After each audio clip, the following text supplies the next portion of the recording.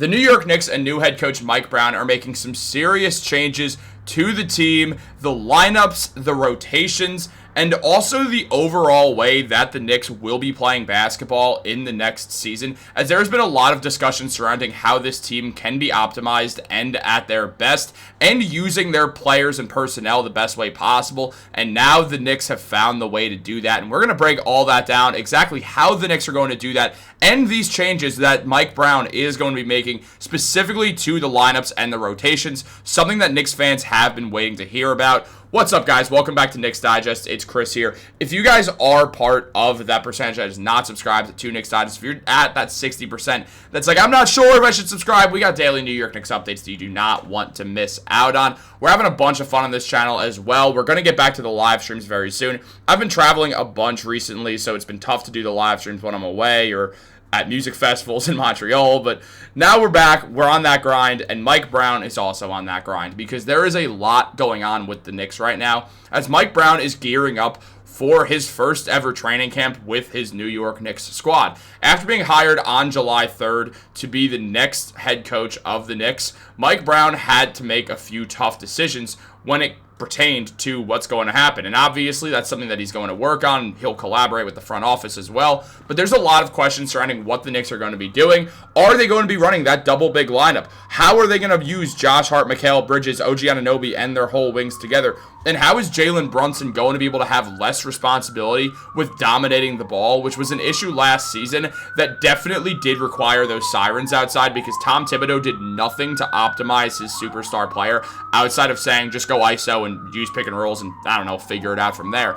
We need a more structured offense the way that the Indiana Pacers and Boston Celtics, and on top of that, obviously the Oklahoma City Thunder all had. The Knicks didn't have one of those, and it struggled. I mean, they were able to beat Boston, but outside of that, they weren't able to beat Indiana, and I don't think they would have been able to beat Oklahoma City, just considering both of those teams were very well structured on offense, something the Knicks were not, and they're going to have to make some changes, and with Mike Brown at the helm, we know they are going to be able to do that. Now, a report has revealed an update on this, as James Edwards recently mentioned that before he was fired by the Sacramento Kings last season, Mike Brown seemed to play 7 or 8 guys heavy to good minutes, and then hand a few other players spot minutes as well.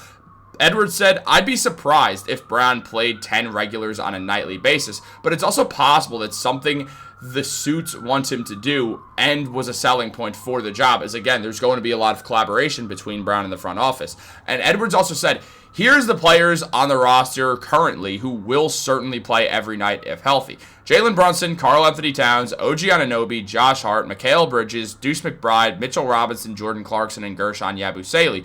Edwards continued saying, I feel confident in saying that Brown will, at the very least, use a 9-man rotation to begin the season. It's possible he extends it to 10, and that may depend on who the Knicks sign with that veteran minimum contract they have available to use. The team could still use a more traditional veteran backup point guard. It's also possible that Brown gives a youngster like Pacome Dadier some of the spot minutes like he gave to Alex Len while in Sacramento. Now, obviously, Alex Len was not a young guy, but still, I think it does depend a lot. And I do think that when it comes to Mike Brown, he is going to be collaborative with the front office. And with that, there's going to be nights where they're like, can we test out a 10-man rotation? We just want to see what it will look like. At the end of the day, we're still going to let things be your call because this is not Leon Rose and William Wesley shadow coaching the team. I know there's been some comments on that. They're not shadow coaching. They just want more of a say because Tom Thibodeau would not listen to any of their suggestions. And don't get it twisted. Leon Rose runs the show here. I know technically James Dolan does, but Dolan has mainly stayed out of the way.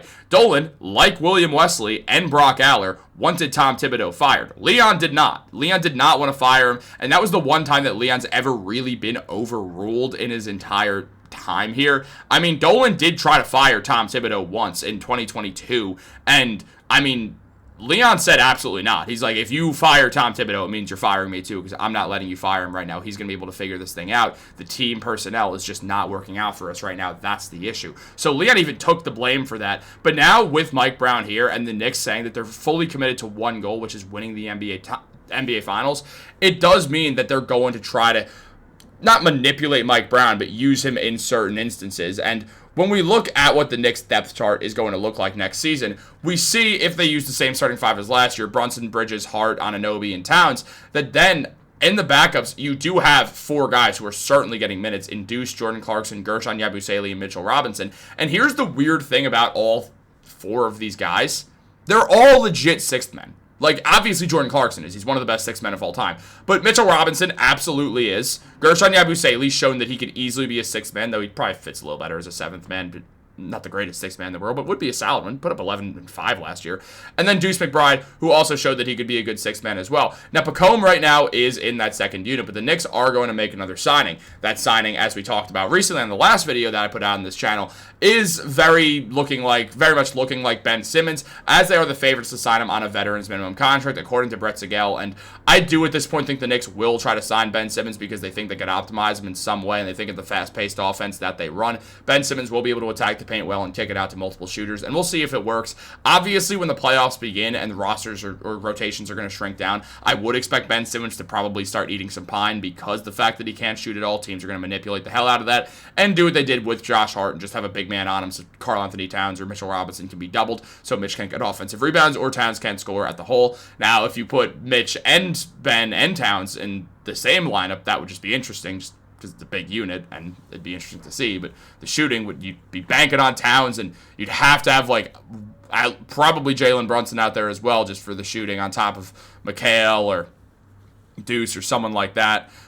So it becomes that whole cross the bear. But we're going to see how exactly this whole lineup does shake out. And on top of that, it's about who's going to start at the end of the day as well. I mean, as Edwards said, the Knicks won't play with quite the same pace that the Kings did under Brown, and that's largely because of the personnel. And Edwards said, I do believe the team will attempt to play faster, particularly in the half court. Pace isn't just about getting up and down the floor quicker than your opponent. There's certainly part of it, but pace is also about making quick decisions and moving the basketball. Those will probably be the most visible changes under Brown early on, instead of Thibodeau, who kind of let them just sit there. And he also said, I'm not sure if he'll start Towns and Robinson together at the 5 with Anunoby at the 4 until we know that answer. It's hard to say how New York's defense will change. I'd imagine we won't see Bridges at the point of attack for 90% of possessions. I could see Brown allowing guys like Anunoby to do that a little bit more throughout the season, especially, and this is me saying this, not Edwards, but especially if Anunoby is playing the 3.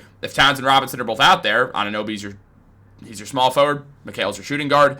Anunoby will play more point of attack and guard the best player on the opposing team, as long as they're not a big, because you don't need him to guard bigs anymore if Towns is out there, because Towns can't guard bigs. He's weirdly better on the perimeter, which still doesn't make sense. But you have Mitch out there, and Mitch is one of the best defenders in basketball. So on top of having Mikal and OG and Mitch, which I also think is the correct unit to use, I'm not bashing Josh Hart by saying this at all, but he's just not the same level of defender that Mikal, OG, and Mitch are, so I do think it makes more sense to put Mitch in. I've been very adamant about this for a while, that it's time to use the double bigs. It's time to go after it and use it, and you use Mitch in that lineup, especially when playing in pace. Mitchell Robinson's going to be good.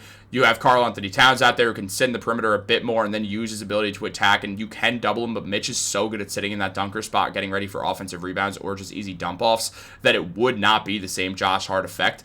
And on top of that, we also just look at the fact that the defense is going to be so much better because, again, no shade towards Josh Hart. I think Josh Hart would agree with me here. Mitchell Robinson is just a much better defender than him, and he's also a different defender, and the Knicks could use a different type of defender, a low block, elite rim protector that Mitch is. He also won't really, without Hart, you could think about the rebounding, but not if Mitch is out there, because Mitch is a better rebounder. And also, there's things Josh Hart's better at than Mitchell Robinson, too. I'm not saying Mitch is better at literally everything than Josh. I'm saying that, well, Josh Hart's definitely better at drinking breast milk, but, like, on top of that, there's also, most of the offense outside of rebounding and putbacks.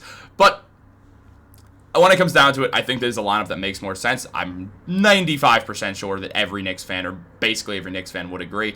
There will be some people who are definitely calling for Jalen Brunson to have a double guard lineup with him and either Jordan Clarkson or Deuce McBride, someone like that, which does make sense. I think the Knicks should experiment a lot throughout this season. I think it makes a ton of sense for the team to experiment with a bunch of these lineups, but it becomes a tough question. Do you use Mitchell Robinson, who put up 7 rebounds, 5 points, and a steal and a block per game in the playoffs, getting nearly 4 offensive rebounds a night? I think so. And then when we look at Josh Hart's stats in the playoffs, they were also good. He shot 37% from 3, but he wasn't shooting a whole lot of threes. There were 3 attempts per game, but it felt like it was pretty on-off, where there'd be nights where he wasn't really shooting threes at all, and then sometimes he'd pull 5, and it just got a little inconsistent and a little upsetting. But at the same time, it would be helpful for the Knicks to go out there and just kind of make that official decision. Meanwhile, Deuce McBride is just also another guy who I think should be considered based off the fact that he's just a good player. Like, there's nothing short of Deuce would be a good point of attack defender, and yeah, you'd be running super small ball, but we've also seen Mike Brown run De'Aaron Fox with Malik Monk, and then Harrison Barnes, Keegan Murray, and Domantas Sabonis, and that's a very similar size, if not a little bit smaller,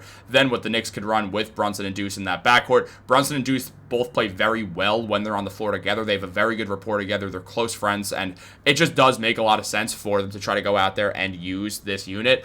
I would like to see them, even if it's not starting yet, I would like to see Deuce play with the starters and just replace either Mitch or Josh, whoever starts. I do think it would make some sense as well for the Knicks to look into that. There's a lot of moves the Knicks can make. It's just a matter of what they're going to do in this situation going forwards, and I would like to see the Knicks sort of just go the double big way. I'm not going to hide it. I think they should go double bigs. What do you guys think? Let me know in the comments down below. Like this video, subscribe, turn on post notifications. Thank you, as always, for watching these videos. It really does mean a lot to me for all the people that have subscribed over this offseason and the playoffs. The channel's grown so much since then, and there's a lot of people who probably don't know how the initial channel used to be in the ways where I was not the only host on this, and also on top of that, we were doing those happy hour shows every week. But we will get back to the happy hour shows.